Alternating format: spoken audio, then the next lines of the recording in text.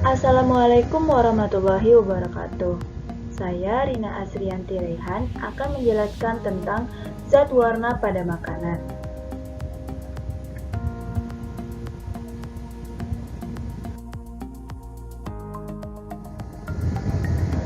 Zat warna makanan. Zat berwarna adalah bahan-bahan yang dibuat secara kimiawi atau alami dari tanaman, hewan, atau sumber lain yang diekstrak dan ditambahkan atau digunakan ke dalam makanan, obat, atau kosmetik. Bisa menjadi bagian dari warna bahan tersebut. Warna merupakan salah satu kriteria dasar untuk menentukan kualitas makanan, antara lain, warna dapat memberi petunjuk mengenai perubahan kimia dalam makanan. Pewarna dibagi menjadi dua, yaitu pewarna alami dan pewarna sintetis. Pewarna alami adalah zat alami atau pigmen yang dipengaruhi dari tumbuhan, hewan, atau sumber-sumber mineral.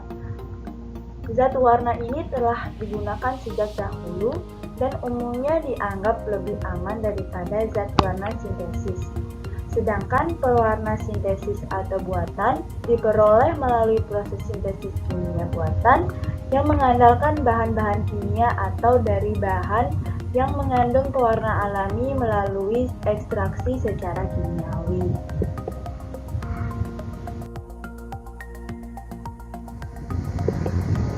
Pada kesempatan kali ini saya akan membahas tentang yang pertama, pewarna alami, yaitu contohnya klorofil.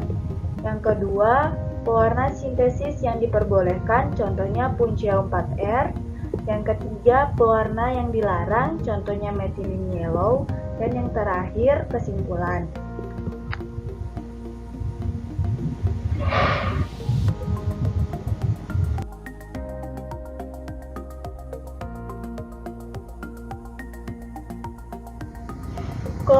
Yang pertama, klorofil.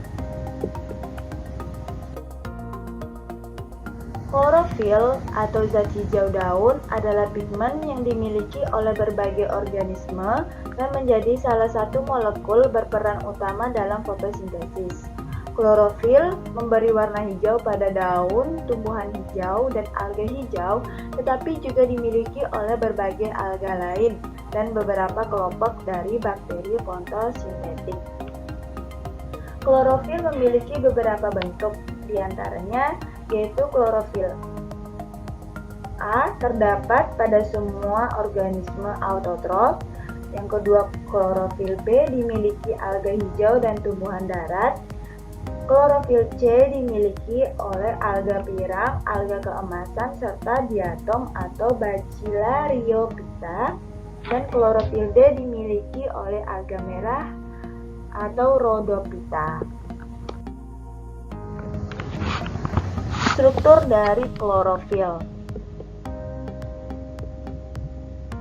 Pada struktur klorofil, pigmen yang berwarna hijau disebabkan oleh struktur kimia yang mengandung cincin porifin. Penyerapan cahaya oleh klorofil ini disebabkan oleh adanya peran utama dari struktur porin yang mengikat ion Mg2+ atau magnesium yang merupakan struktur utama dari klorofil. Klorofil A dan klorofil B paling kuat menyerap cahaya bagian merah dan ungu spektrum. Cahaya hijau yang paling sedikit diserap, maka apabila cahaya putih menyinari struktur-struktur yang mengandung klorofil seperti misalnya daun, maka sinar hijau akan dikirimkan dan dipantulkan sehingga strukturnya tampak berwarna hijau. Klorofil ini memiliki manfaat bagi kesehatan tubuh. Yang pertama, menurunkan berat badan berlebih. Yang kedua, mencegah kanker. Yang ketiga, mempercepat penyembuhan luka. Yang keempat, menstabilkan darah dalam tubuh. Yang kelima, mengurangi bau badan. Yang keenam, mencegah bau mulut. Yang ketujuh, menjaga kesehatan gusi. Dan yang kedelapan, menghilangkan jerawat. Selanjutnya yaitu Punceo 4R.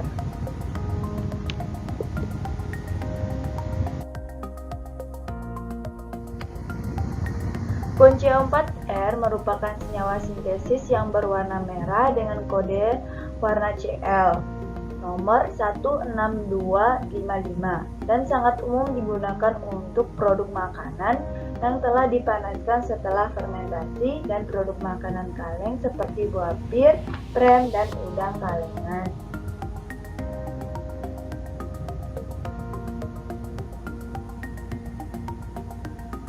Pewarna ini juga termasuk pewarna yang stabil dan hampir seluruh produk makanan yang memiliki penampilan warna merah menggunakan pewarna ini sebagai campurannya.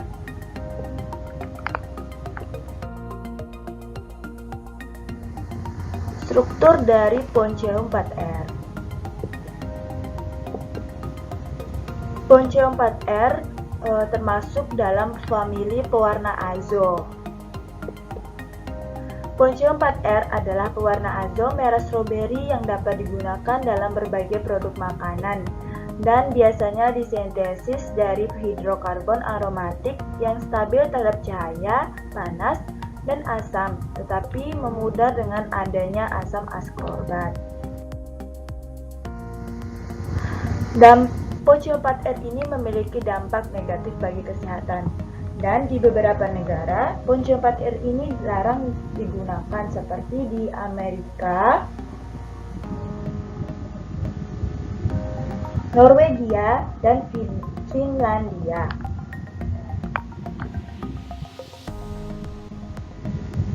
Ponco4R ini dapat memicu hiperaktif pada anak dan dianggap karsiogenik atau penyebab kanker. Dan pewarna aditif ini juga dapat meningkatkan serapan aluminium sehingga melebihi dari batas toleran. Selanjutnya yaitu methylene yellow.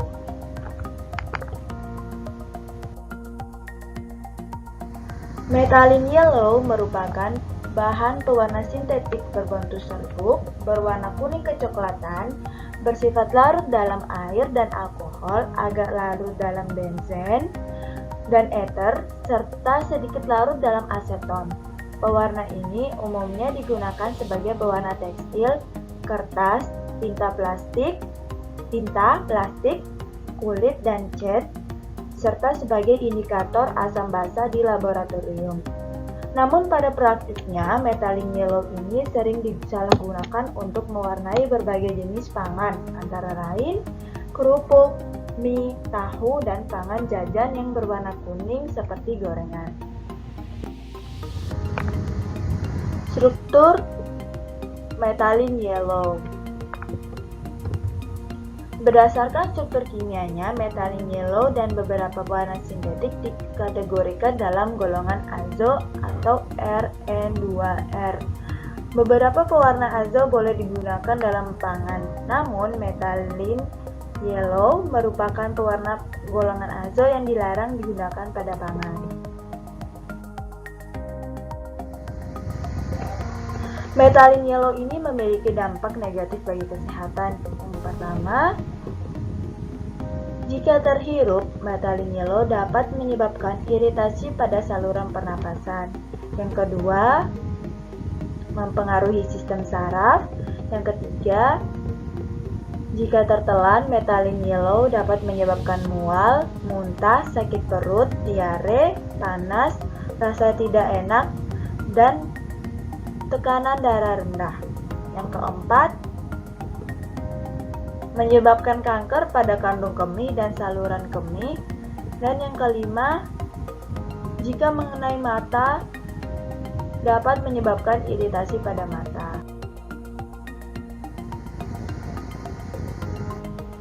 Yang terakhir yaitu kesimpulan. Zat pewarna adalah bahan tambahan makanan yang memperbaiki atau memberi warna pada makanan yang tujuannya agar makanan dapat terlihat menarik.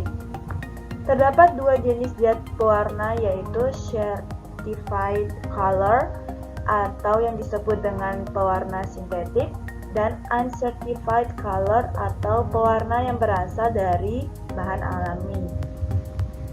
Pewarna sintetik jika dikonsumsi secara berlebihan akan menimbulkan efek negatif bagi tubuh seperti kanker, gangguan sistem pencernaan, gangguan sistem pernapasan, gangguan hati, dan lain-lain.